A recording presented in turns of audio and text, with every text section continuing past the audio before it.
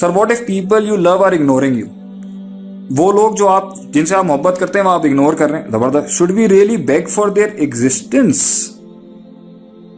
और let them go considering that their absence will is gonna hurt you about? क्या बात है जी। हम क्या करें उन लोगों के बारे में जिनसे हम मोहब्बत करते हैं मगर वो हमें इग्नोर क्या कर रहे हैं? अरे वो इश्क की क्या जो टेंट्रम्स और एटीट्यूड ना दिखाए, वो मोहब्बत ही क्या जो मिजाज ना दिखाए, और वो महबूब ही क्या जो इस दुनिया में मिल जाए इंसान को। बहरहाल ऑफ द रिकॉर्ड रिश्ते, फैमिलीज, सोशल सिस्टम, स्ट्रक्चर्स सब अपना अपना आप दिखाते हैं, फाइन, नो प्रॉब्लम। अब क्या करें? तो कुछ लोग इसलिए आपको एटीट्यूड दिखाते हैं, इसलिए आपको इग्नोर कर रहे होते हैं क्योंकि वो करीब के लोग कहते हैं ना, घर की मुर्गी दाल बराबर, दिए के नीचे अंधेरा होता है। दुनिया जहां को तो रोशनी दे रहा होता है दिया, मगर नीचे उसके अंधेरा होता है। तो अपने जरा कम वैल्यू करते हैं, बाहर के लोग जरा ज्यादा वैल्यू कर देते हैं आगे से। तो जिनसे आप मोहब्बत कर रहे होते हैं ना, उनमें दो पार्टियां, एक वो है जो आपको रोज देख रही होती है और एक वो है जो आपको बिल्कुल ही नहीं देख रही होती। तो जो आपको रोज देख रहे होते हैं ना, वो आपको इसलिए इग्नोर करते हैं क्योंकि उन्होंने आपका गंद भी देखा होता है। और वो लोग जो आपको दूर हैं, अब या आप उनसे इतने करीब आके अपनी मोहब्बत का इजहार नहीं कर सकें, वो आपको इसलिए इग्नोर करते थे क्योंकि आपको जानते नहीं है, वो आपके अंदर के गुणों को नहीं जानते, वो आपके अंदर आप कितने बड़ी, आप अंदर में क्या आप में सिफात आलियां हैं वो नहीं जानते। They don't know you, that's why they are ignoring. And there is a relationship जिसमें लोग अभी चल रहे होते हैं और कुछ अच्छा भी जानते हैं कुछ बुरा भी जानते हैं, मगर इग्नोर रख रहे होते हैं। क्यों? वहां आपकी गलती है, आप ज्यादा खुल गए, आप ज्यादा बात कर गए, आप ज्यादा बिछ गए, आप ज्यादा थल्ले लग गए किसी के, आपने ज्यादा कुछ उसको उठा दिया, कुछ अपने आप को ज्यादा गिरा दिया, या कुछ अपने आप को ज्यादा उठा दिया और उसको गिरा दिया। तो अपने इन एटीट्यूड्स की वजह से रिलेशनशिप में लोग ये कहते हैं भाई दूर ही रखो या इग्नोर करो। कुछ लोगों की एक आदत होती है, जितना इसको एटीट्यूड दिखाएंगे ना उतना ये ज्यादा डुलेगा, मेरे ऊपर ज्यादा गिरेगा। तो ये सब आपके कंट्रोल में है। लोगों के एटीट्यूड्स आपके साथ क्या होंगे ये आपके हाथ में, उनके हाथ में नहीं है। वो लेना चाहेंगे आपका कंट्रोल अपने हाथ में, आपका काम है उनके हाथों से कंट्रोल अपने हाथों में लेना। वो कैसे करते हैं? उसके लिए कलेजा, जिगर, कैरेक्टर, एटीट्यूड, बर्दाश्त, सबर, हौसला, decisions, initiatives and the courage. क्या मैं ये नहीं, मैं ऐसा था अब ऐसी नहीं हूं। अब आप मुंह से कहेंगे, अब आपने कहा ना भाई क्या करें, छोड़ दें, तो जब आप के आगे, हमारा भी एक दौर था जी, हम बिल्कुल बेढंगे, फुल चौधरी, फुल सिस्टम, जो आया मुंह पे हाँक दिया सबको, अपनी मैं ही हमारी वड्डो इतनी होती थी। और कुछ लोग होते थे गुन्ने खामोश देख रहे होते थे हर लिहाज से कि कभी ऊंट नीचे आएगा तो उसको बताएंगे।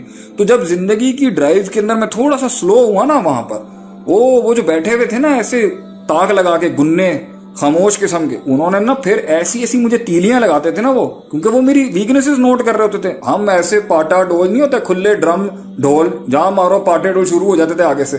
तो उस वजह से क्या हुआ, तो लोग शुरू उस जमाना, एक जमाना था लोग बड़ा मानते थे हमारे, जब मैं दीन की तरफ नहीं था, अपनी दोस्ती यारियां होती थी दूसरे टाइप की, उसके अंदर क्या हुआ, लोगों ने नोट किया हुआ था।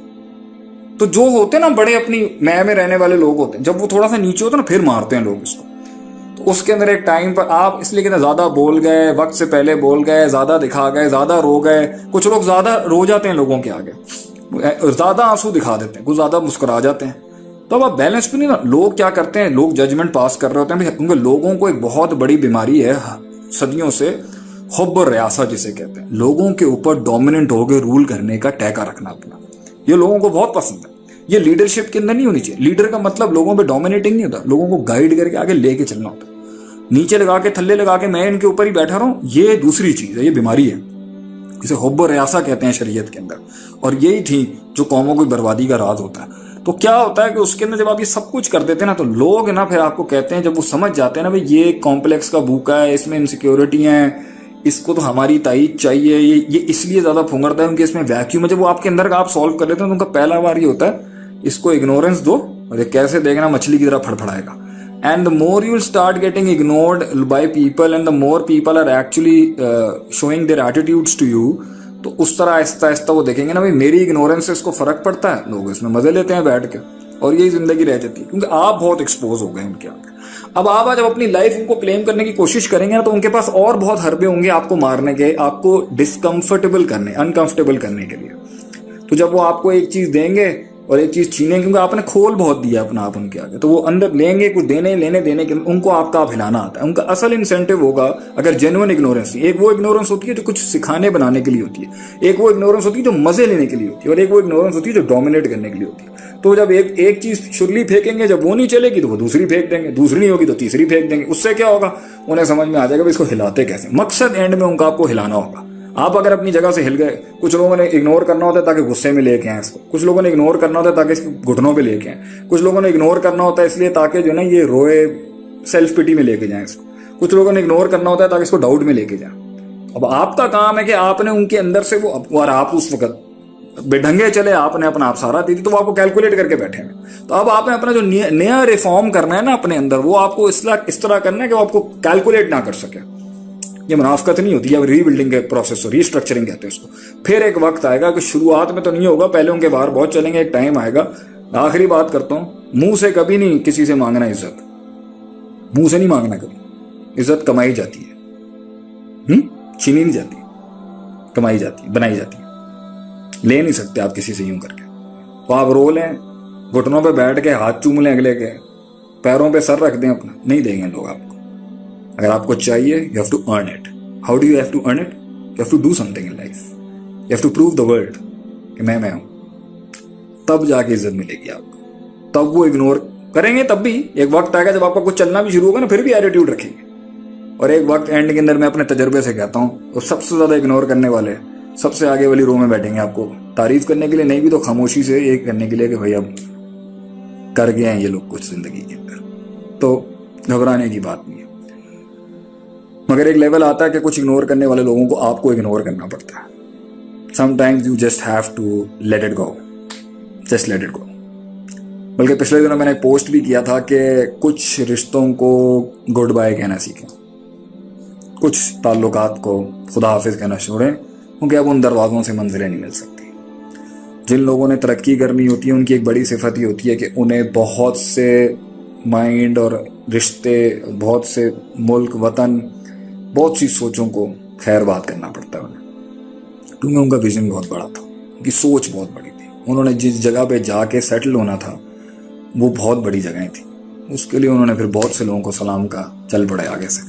तो यू हैव टू लर्न कि एक टाइम पे जितने भी लोग शुरू में आपके साथ थे ना, उस सफर में कहीं ना कहीं जाके उनकी भूख मर जाएगी, या वो डिप्रेस हो जाएंगे, या वो टेंस हो जाएंगे, या वो एग्रेसिव हो जाएंगे, या वो अनडिफाइंड में रह नहीं सकेंगे, या वो आपके साथ सबर नहीं कर सकेंगे, या वो आपकी उस कमजोरी की हालत में तो आपके साथ कंफर्टेबल थे लेकिन अब नहीं हो सकते, क्योंकि अब थोड़ी आप बड़ी चीज हो चुके हैं।